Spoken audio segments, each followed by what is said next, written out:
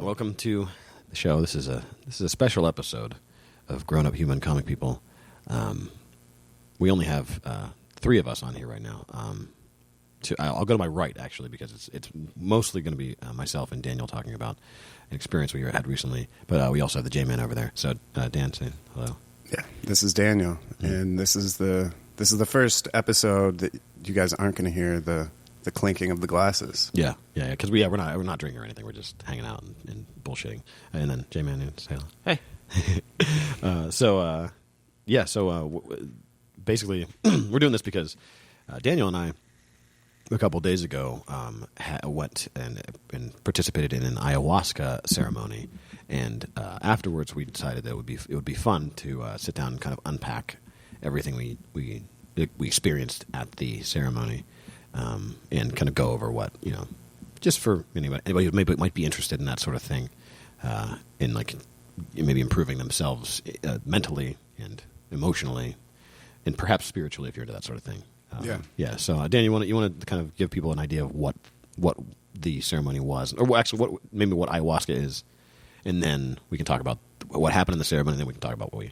Right. So, and what we're doing today, as much as it is a bonus episode and some interesting content, kind of unlike anything we've done before, this period following the ceremony, the days and weeks following, is a process of integrating everything that you've learned, the lessons that you were given, or that you uncovered on your own, depending on how you want to frame it. We'll talk about that too. Yeah, we'll get into that. Yeah. This integration period where it's like working out, where you break down the muscles, and it's that rest period afterwards is the important part where they rebuild and become stronger. Yeah. And just with doing any sort of entheogen, the hard work isn't that experience. It's taking and deriving value and meaning from it. Yeah. So ayahuasca it's a plant.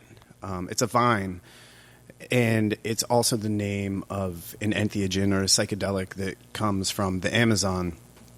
And what it is it's a combination of a DMT-rich plant with a MAOI, a plant that's rich in monoamine oxidase inhibitors. And we produce MAO endogenously. And so in order for an MAO is an enzyme that breaks down DMT very quickly. So people who use a synthetic form of DMT without that inhibitor, without that MAOI, they'll have an experience for 15 to 20 minutes where when you couple these plants, the DMT-rich ayahuasca and the MAO inhibitor, what you have is very high levels of circulating DMT that aren't being broken down as quickly as they otherwise would. Mm.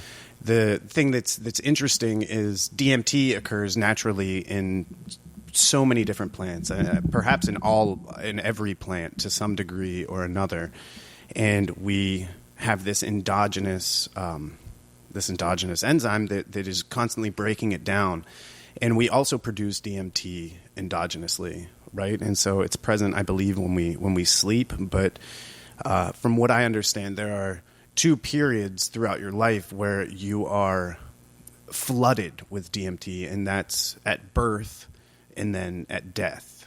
So your body releases a ton of DMT, from what I understand, from what I've heard and what I've read.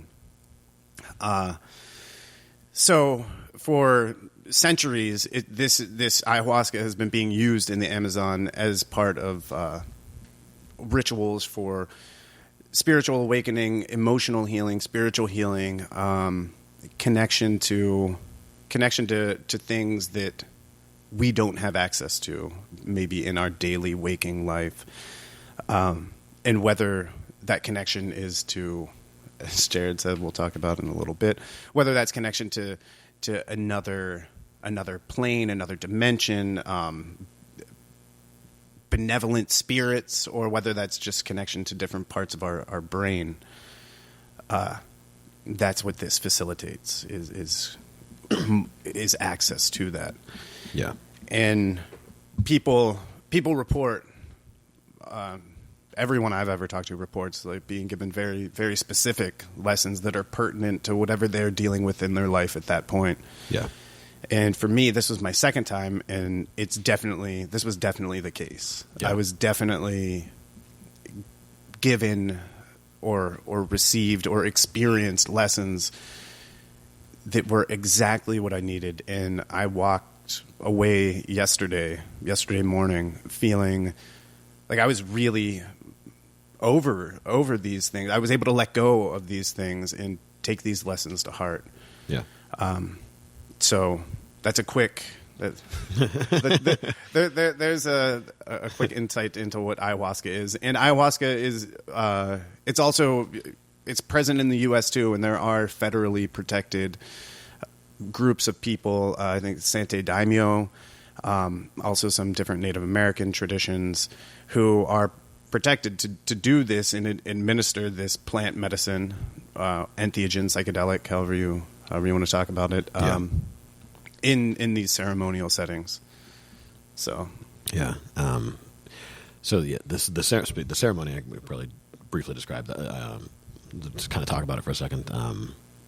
So pretty much we show up at the location, and there are two kind of leaders, I guess. I'm not sure what you would call. Curanderas. Sure. Yeah. And so they kind of you all gather in a room. And you have your, they say to bring some comfortable things to sit on the floor with, and then whatever will make you feel the most comfortable, and then a bucket, because this particular medicine oftentimes causes people to, as Jerr might say, honk hard as fuck. I mean. And it certainly does. Like there were anyway. So you have your bedding and a bucket, and that's pretty much it. You don't want to have your phone on you. You don't want to have anything else on you that's going to distract you from the experience. And you sit in the room, and they kind of they say a little. They kind of give you an idea of what's going to go down, and to tell you to try and just accept whatever happens to you, and that you're going to be safe, but it's going to be really intense. And then we kind of began a brief meditation, just to kind of get everyone nice and relaxed into the zone. They lit some various incenses and smells and things, and you one by one you come up and you sit in front of the leaders, and you take the medicine and you go back to your spot, and you kind of just let it kick in and go into your own mind. And it lasts for a while. And then once the ceremony is over, you're free to you can continue to sit and think, or you can get up and walk outside if you want to, kind of socialize, whatever. And then, eventually you'll feel like you probably want to go to bed, and you move on with your, that's the end of that. But it was pretty intense. I don't know. Do you want to go a little deeper into what you experienced during the? Yeah, and I also want to just talk about the ceremony itself, just in a little bit more detail. Too, yeah, exactly. So when there are the two, you could call them leaders or curanderas. Yeah. And throughout this ceremony, which takes anywhere from 5 to 7 hours to complete. Yeah. Or I guess 4 to 7 hours, depending on who you do it with. They're playing music and chanting, doing songs, traditional songs that they've learned or come up with that couple specifically with the ayahuasca ceremony and the experiences you're having. And in this ceremony in particular, and each ceremony can be different too. So there are different traditions. People learn how to use the medicine from different people, and so the traditions are going to be different, slightly different, or very different. But in this ceremony in particular, they were walking around and doing actual body work, tapping on certain spots that they believe open up some energy blockages or the chakras or however whatever language you use to discuss that. But they're actually laying hands on you, which was nice. And in those moments, the experience was definitely intensified. Oh, absolutely. Yeah, some of it was really, really nice and pleasant and felt great. And other times it was painful to the point where I had stopped. I was holding my breath and I had to be told, breathe, breathe deeply. Like, don't stop breathing. I didn't experience that, like, necessarily it being painful, but I did experience it being very distressing at some points. Like, maybe mental pain would be, or emotional distress, because whenever you're in this really intense psychedelic state, you can go back and forth between being like really happy to being just abysmally sad to being scared to being very confident, like all within, I don't know, seconds, really. Like, seconds, or maybe that all those things can exist simultaneously too. It's really difficult to explain if you haven't experienced something like that. But with the hands on you, sometimes it would feel very comforting and very, just extremely. I mean, it was always comforting, and it was always like it felt like a loving touch. But sometimes it would be very intense and very right. You're like, I'm not sure if I can handle this. Yeah, and you felt safe to experience that. Exactly. So when it was painful physically or emotionally, it was. You were comforted to. It felt it was being done in a way that it wasn't scary. It was done from a place of love. Yeah, I mean, I know what you're saying. You're right. It wasn't scary in the fact that I felt like I was actually in danger, but it was at times scary. Like I was certainly scared more than once. And once again, it's hard to really explain it to anybody who hasn't experienced a strong psychedelic experience. Right. But the laying on hands was I think a big part of the experience too, and also it was another kind of feeling or thing that I perceived when it was going on was that whenever like the room itself would often have a feeling to it, like the kind of the general tone of everyone being in the room at once would fade in and out of like everyone would be sad, and you could tell because some people were openly weeping, or right. like they would be like crying out in anguish, and then other times someone would start to like giggle or laugh, and then everyone starts to do the same thing. You start to take on the feelings of everyone else around you, right? And it's a really really strange but like beautiful experience to really you're feeling whatever you happen to, and then sometimes you might like your feeling might turn and say I go from being sad to being happy, and I just like laugh, or I would think to myself, like my logical brain would intercede at some point and be like, what am I doing right now? I'm in a weird smelling room, like a hot dark room with a bunch of strangers, and then people are crying, and I just start laughing to myself, and then like other people might start laughing, and it's not because I explained them that idea, but just because I was laughing, then like my mirth would be contagious throughout the whole room, or I would hear somebody else start laughing, and I'd be affected by that. I'd go right along with it. It was very interesting to experience that oneness with a lot of people. Yeah, and that's I had that feeling. That sort of this realization that what the fuck are we doing? The first time I did ayahuasca, I had this very distinct. There was a period that was particularly difficult, and when I say particularly difficult, I mean one of the most daunting experiences of my life. But I had this realization. I was like, what? We are out in the fucking middle of nowhere, a bunch of people, and for the first ceremony I did, we all wore white. It was part of this curandera's tradition. Oh, that's culty, man. Well, the symbolism involved, right? So I don't drink the Kool-Aid all the time, but I feel like there is power in. I know that one of the most powerful things that we have as human beings is our attention and our intention, because intention is what sets the course for our attention, and attention is what has created everything around us. Like that these chairs we sit in, this house that we exist in, this country we live in, every advancement in history has been the result of attention, and that attention started with intention. And without that, we're not paying attention to anything. We're not doing anything. We're not making anything. We're not making any progress. And so attention is like magic. So you start paying attention to something and things start to manifest. And that's powerful. And so when you put on a certain color with a certain intention, and then your attention goes to that, your attention goes to, I put this on specifically because when I go into this space, I want to emerge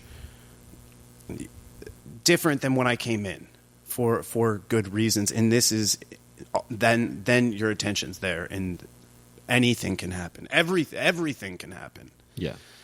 But dress for success. Nonetheless, exactly. Nonetheless, I had this moment of being like, what the fuck are we doing?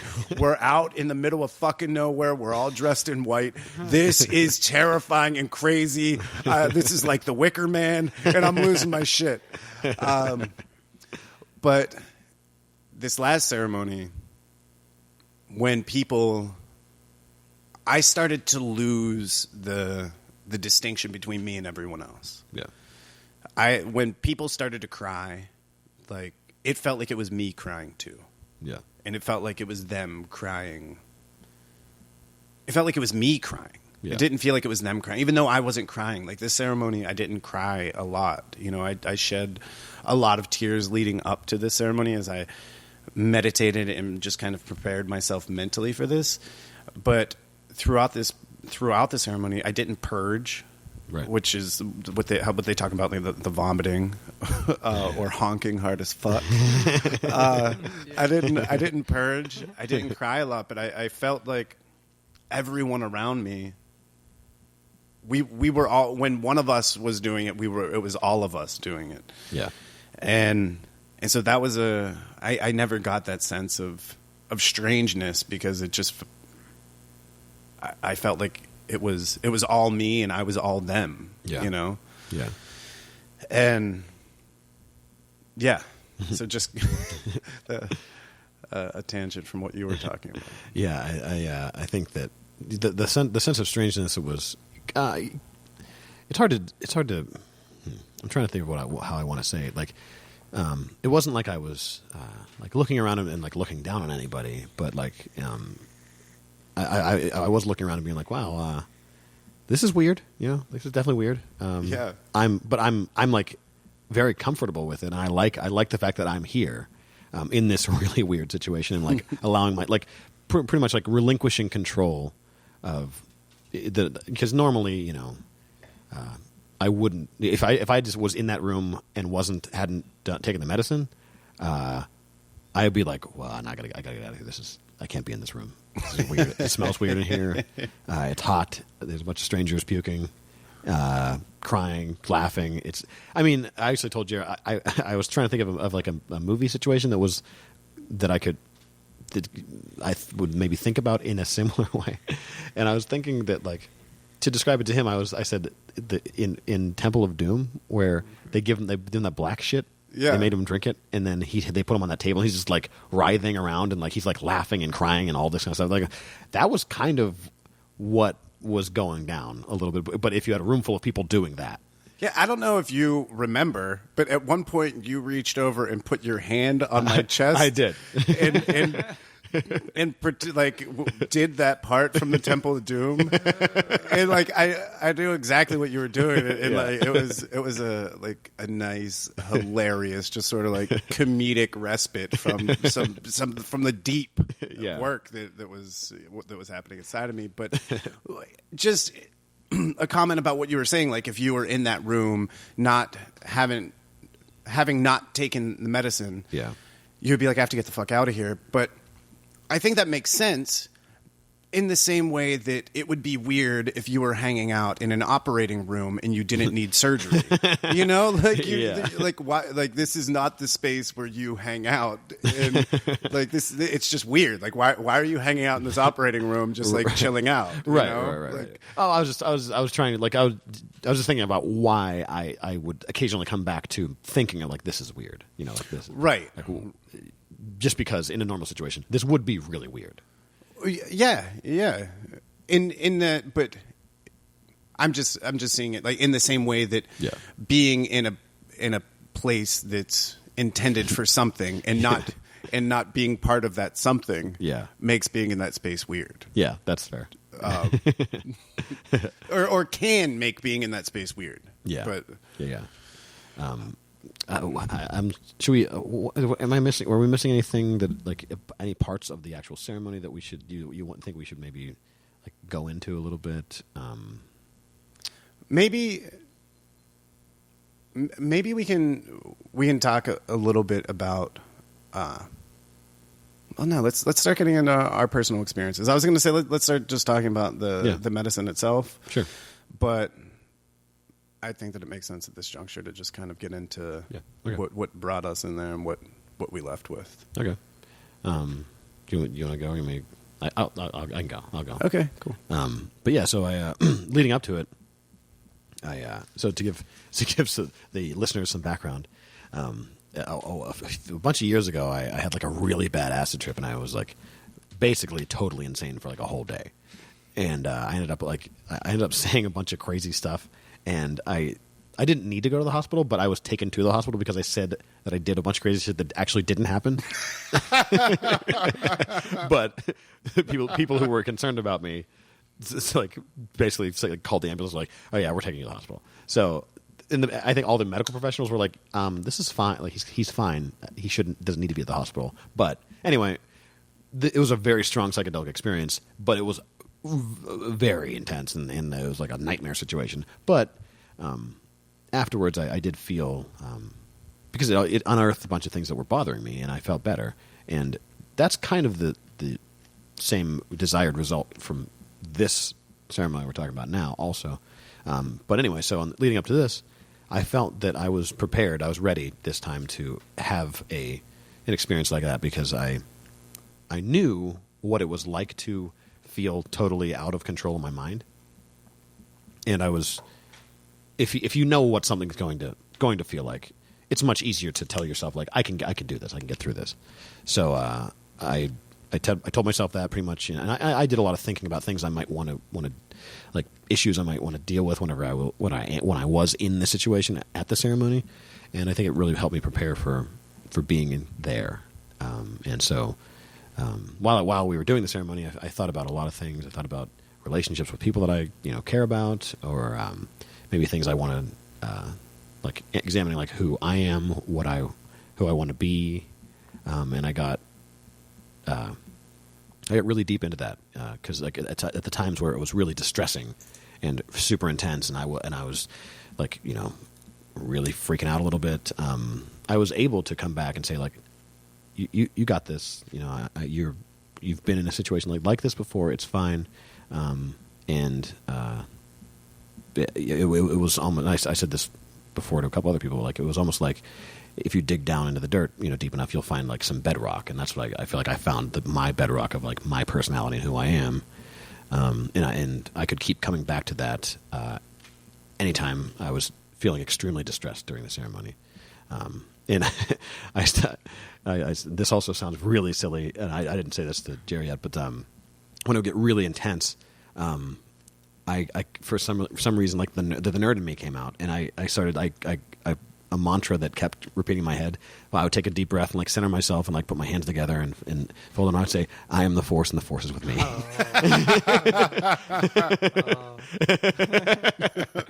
But it worked. It totally worked. Yeah. I was just like, I thought I'm not like I am we are the force. Like I'm here with all these people, and we're all doing the same thing, and everything's gonna be fine. And the force is with me, and I am me, and I can get through this, and like that would allow me to kind of anchor myself in that idea, and then being anchored, then explore some things that like maybe were bothering me, or like things that had been making me sad most recently, and without getting totally swept away. I would almost compare this experience to being in the ocean, like during a storm, where or near a dock or something, or I was able to anchor myself near the dock, or maybe have like a lifeline back to the dock where I could then venture out into the ocean and try to like explore some of the things that I wanted to explore, and being tossed about in the waves and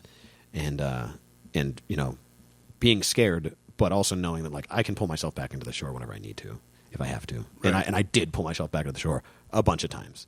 Yeah.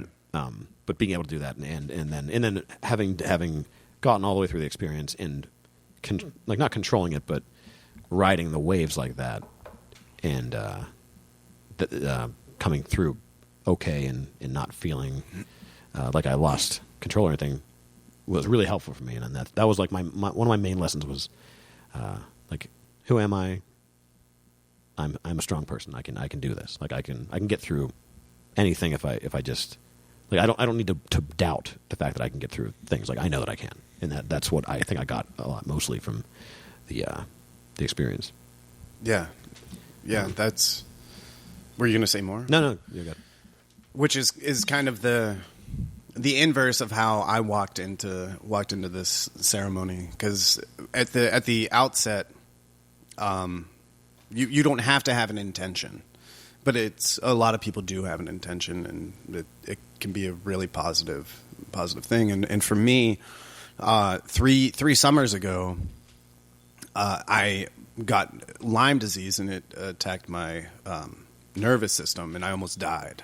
And that was probably the first time in my life that I ever felt powerless and like truly scared. And it was traumatizing. And after that, I would regularly have panic attacks, and that had the dissociation was one of the symptoms, where I felt like I was going crazy. I felt entirely out of control. I felt like things were happening to me, and I was out of control in those moments. But it had left me for almost the better part of 3 years with this undercurrent of uncertainty and fear. And there were a couple other scary things that happened throughout those 3 years too. Like when we almost died fucking whitewater rafting. that was terrifying, and I felt out of control, and I felt kind of scared. I felt scared in that moment too. See, I thought that was fun. But I think you fell out of the boat in a different position than me. I was under the water for way too long. I think I got dumped next to the rock. Anyway, that was and I got hung up way different. There were like the ropes. People dropped the. Anyway, it doesn't fucking matter. Anyway, sorry. Guys. So what I'm saying is over these last 3 years, there were a number. Everything was just filtered through a lens of fear.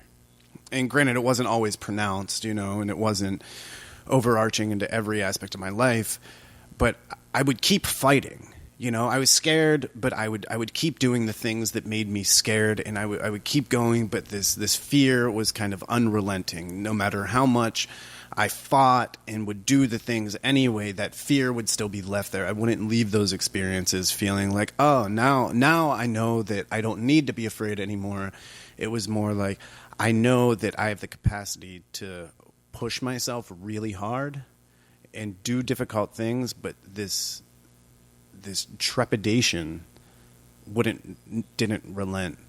And also I just have been, in my entire life, I've dealt with depression and anxiety to varying degrees, sometimes acutely to the point where I'm inconsolable and it's debilitating, and at other times it's just a general sense of like melancholy and malaise. And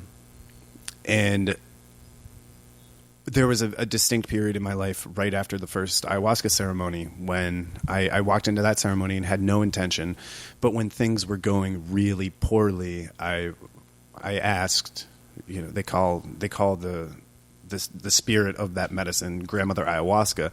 I asked her, I said, I just want to see the beauty in every day. I just want to see that beauty. And immediately there were these lengths of sticks, branches that had been debarked halfway up.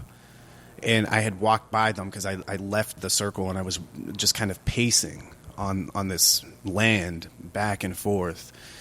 And I'd walked by them a dozen times or more. And I no sooner said that, and the debarked pieces of those branches just illuminated like they were lights, this bright white, and I saw for the first time in my life the different textures of yellow in the grass. Like I never knew there was so much yellow and green, and I could see it all, and it was gorgeous. And it was only a few weeks later when I got Lyme, but for those few weeks before I was hospitalized, I woke up every day seeing the beauty in every day and being grateful for it and being excited about being in the world. So this time when I entered in, my intention was to not just see the beauty in every day, but to be a part of that beauty, and also to be able to live bravely again, and have kind of love as that like focal point in my life. And through the process, it was, as we were doing that meditation before we even drank the medicine, that was the only point throughout that I'm going to take a drink of water here. This is emotional. Yeah, I'm getting more choked up now. Whew. This is nice. Yeah, that's yeah. This is one of the lasting effects of being in that space and like getting to a place where you can talk about things and like it's fine. You get it out. Yeah. Yeah.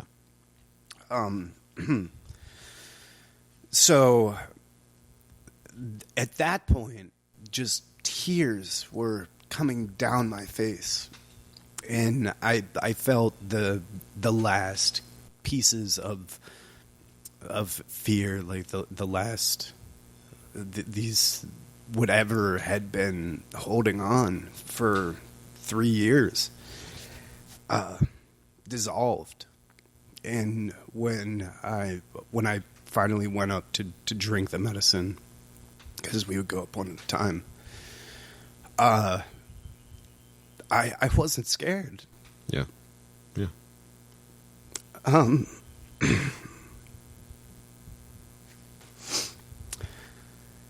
And that lasted throughout the entire ceremony. And when the medicine started to really take effect, I saw so much beauty. And I saw this figure that I identified as grandmother ayahuasca, and she talked to me. She was, we were having a discussion, yeah. And she said, the opposite of fear isn't bravery. The opposite of fear is love.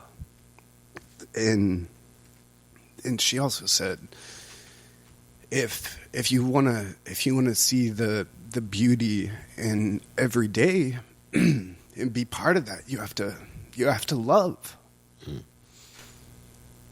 I'm going to try to pull it together here. This is tough, guys. No, yeah, no, it's Well, it's not tough. It's just emotional, I guess. Yeah. It's tough to talk about this without yeah. getting really choked up. Yeah, well, no, which is surprising. I didn't anticipate this. Well, no, I'm happy that like you know the experience was so moving and so meaningful to you that you know it like moves you even though you weren't expecting to be moved. Yeah, just recounting it. Yeah, yeah.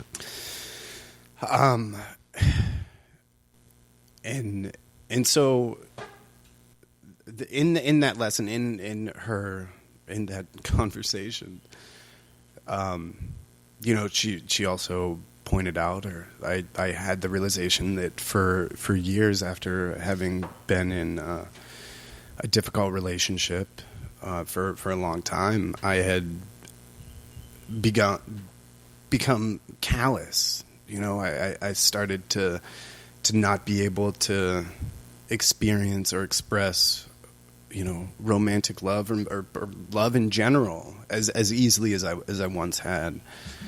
And that's what was disconnecting me from seeing the beauty and being able to be a part of it in some way, you know, whether that's creating something, creating things, being part of bringing more beauty to other people's lives.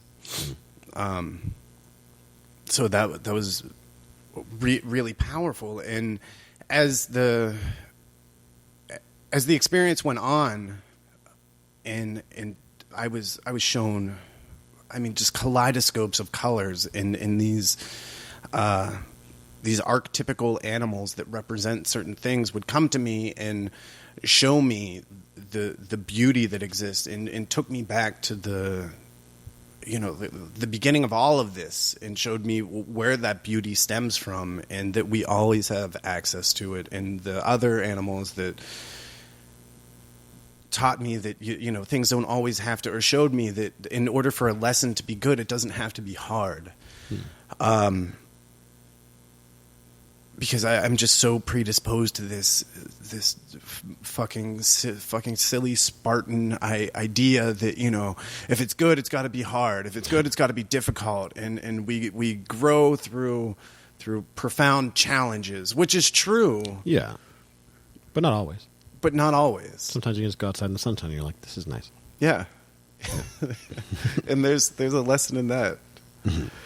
And I asked her, you know, I said, you know, I'm not afraid now because I'm everything's beautiful. Like, how could I be afraid in this space? Like, everything is amazing. Yeah. Like, I'm just washed over in beauty. Yeah. I said, what about when things get hard again? You know, am I still going to have this? Am I still not going to be afraid? And immediately, like, just immediately, things, I could feel it in my body. It felt like, if anybody's ever taken like a pre-workout or lots of niacin, where your body tingles, it feels like your body is like vibrating, and this terror would just come over me, and it would be terrifying, and I would be like, fuck, I'm out of control. I'm going out of control. This is terrible. And in those moments, I would hear people who were crying or having a difficult time, or Jared, who was, you know, you're right next to me. Yeah. And I would be like, well, even though I'm terrified, even though this is terrifying, like, I still have enough love enough strength and some love to send to Jared, to you. Yeah. And then I was like, well, but I'm going to send a little bit more to the person who's crying. And I was like, okay, well, I still have enough to send some more to the other person who's crying. And then I was like, well, I can still love the room. I can be afraid and still express this love. And immediately the fear would just dissipate. As quickly as it came on, it would be gone. Yeah. And it, you know, and then I would hear like those words again over and over, you know, the opposite of fear isn't bravery. The opposite of fear is love. Yeah. And so that was really powerful. And other parts of myself, you know, there's this egotistical part of myself that, despite me being afraid of everything, there's a very, or not being afraid of everything, but experiencing this undercurrent of fear and trepidation in my life. this other part of me that's very proud of himself in a way that isn't entirely healthy. You know, it's a pride in things that are silly to be proud of. Sure, but even if you feel that they're so silly to be proud of, I mean, if the pride bolsters you know your sense of self, then maybe they're not. Maybe it's not silly. It's a pride. It's a pride that stems from. It's a pride that is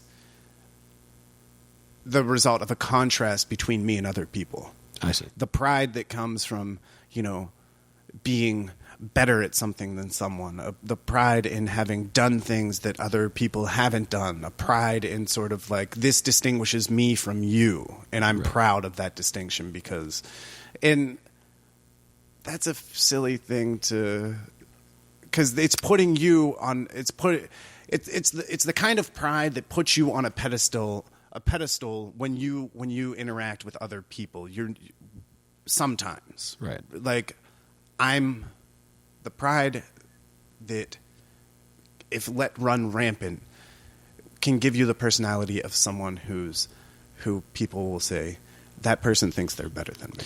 Right. I understand what you're saying. I think that like allowing it to run rampant was what for me the key thing you just said was like there's nothing wrong with feeling those things. Everybody feels those things sometimes. It's like when you do something and you accomplish something, you're like, man, that was difficult and most people couldn't do that. I did that. I'm proud of that. And then like you might look at somebody else who tried to do the same thing and they failed, and you think you're like, well, I mean, I did that. I'm proud of it. I just watched someone else fail at that, and but as long as you have the other thought like that. What you just said, like I can't allow this to run rampant. That's the counterbalance to that, where you won't turn into an asshole if you. There's a part of you that still says, okay, it's good that you did that, but let's reel it in. Let's not be a fucking arrogant bastard about this shit. Let's bring it back. Right.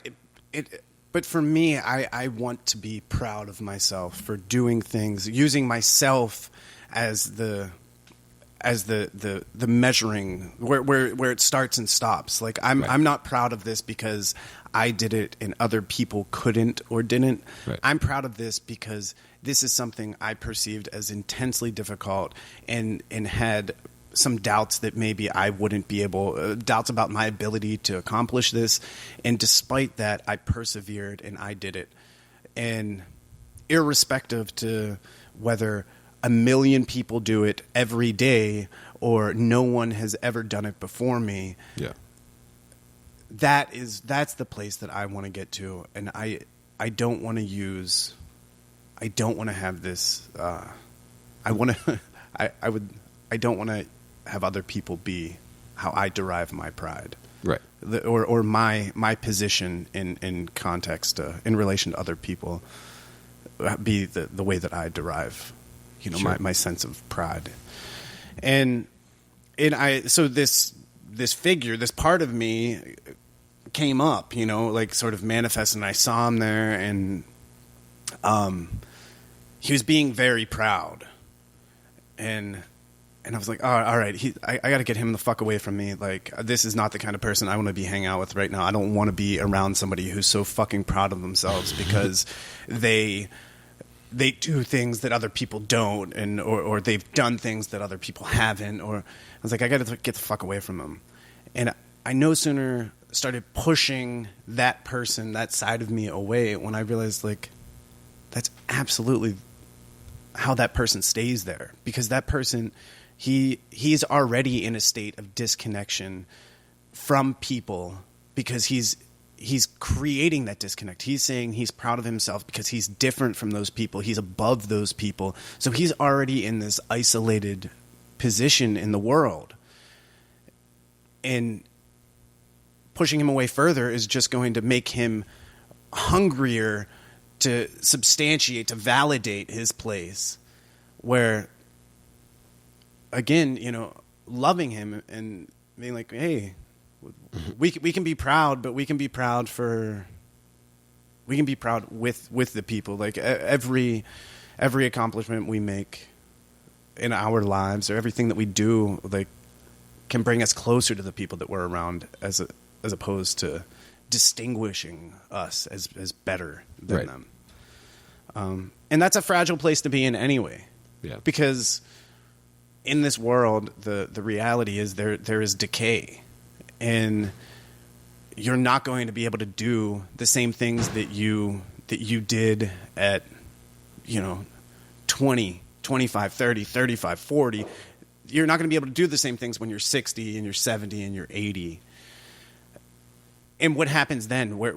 How do you derive pride and value from your life at that point when you can no longer do these things? Yeah. You know, and if you've spent your life establishing your worth by being better than other people at certain things, you're going to be alone and feeling valueless. Yeah.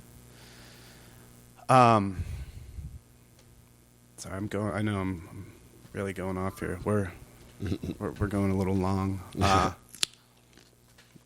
But so, I won't drag this out a whole lot longer. But the one thing I do want to talk about, because maybe somebody listening, this will resonate with them. Somebody who feels this melancholy and this depression on a daily basis to some degree or another. I asked about that, I said, how do I, because even seeing the beauty, you can see the beauty and you can be part of the beauty, and you can still have this sadness. And I wrote yesterday when we got home I asked about that, and immediately I was like transported. I had this vision of this, whatever that creature is that is the earliest hominid that's still part ape and part Homo sapien.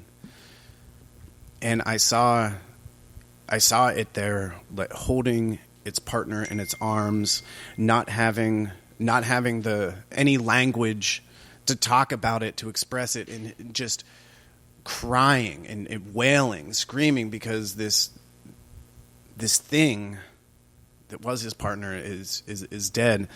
And what I wrote was, the melancholy we experience as humans is a thread linking us back to our earliest ancestors, a thread that goes back to the first time anyone had ever lost a person that they loved. Yeah. Without even having the word for love, without even just having lost that. And, this sadness, it feels like a burden, but I wrote it's also a gift. And it's a part of the gift of being alive in this manifestation, in these bodies as evolved chimps, evolved apes, and that's what connects us all. That's what connects every one of us, is this inevitable sadness. And for me, framing it as a gift and something that not one of us escapes this incarnation without that anguish and that distress. It's what makes us all, we're in this together. Yeah. And it's been in us. It was part of the very beginning. And for me, it's the burden we carry. Maybe that's the original sin, our penance for original sin. I don't believe that at all. But if there's anything, it is that the inevitable heartache and sadness that comes with being alive. Yeah. And framed that way, for me, it doesn't feel so heavy. Yeah. Yeah, I mean, that's the sort of thing you can expect to kind of, if you were going to experience this sort of ceremony or this sort of, the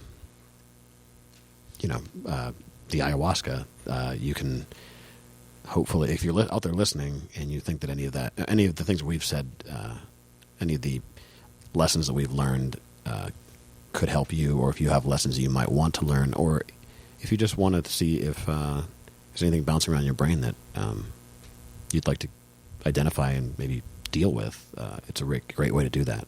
I can't guarantee it's going to be easy to find, but if you can find it, I think Dan will probably agree with me that I would recommend opening your mind and trying to experience that.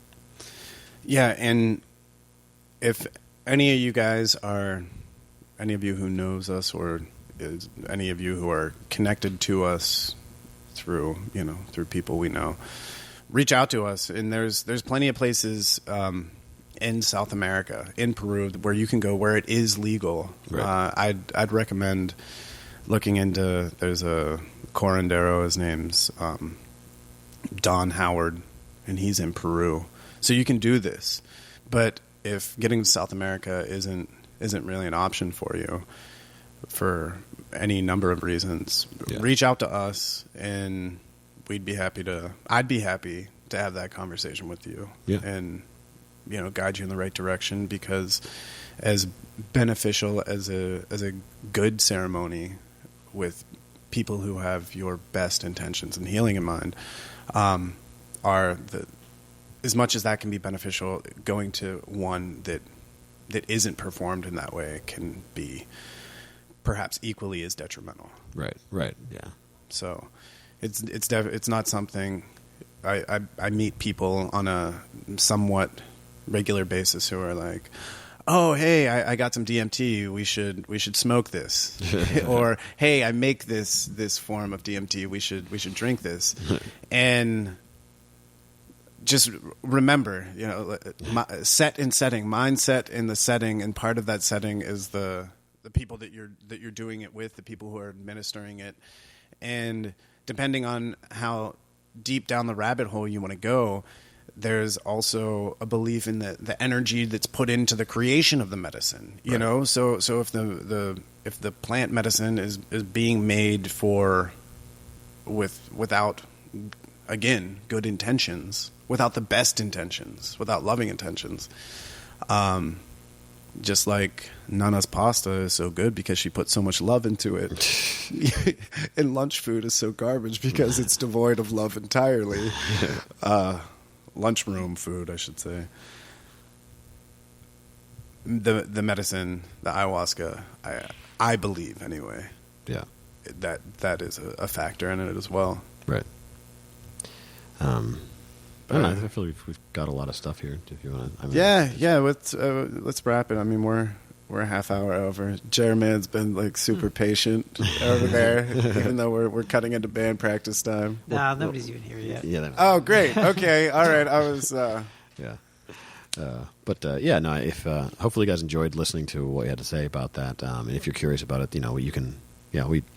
If we know you, and we will be more than happy to guide you in the right direction if you want to try to get get experience like that under your belt. But yeah, thanks for listening.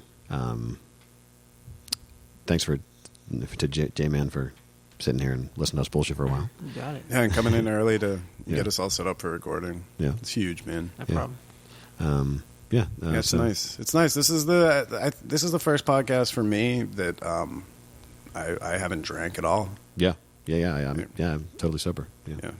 I haven't eaten either. I ate about 7 carrots. I know. Some of the listeners heard some of those carrots while he's chewing. Did they? No. I was trying to stay away from the microphone. Yeah, no, you did a good job. I was just fucking with you. Oh, okay. I don't think I didn't hear any chewing in the microphone. All right, good. Yeah. Anyway, if you guys did, I apologize.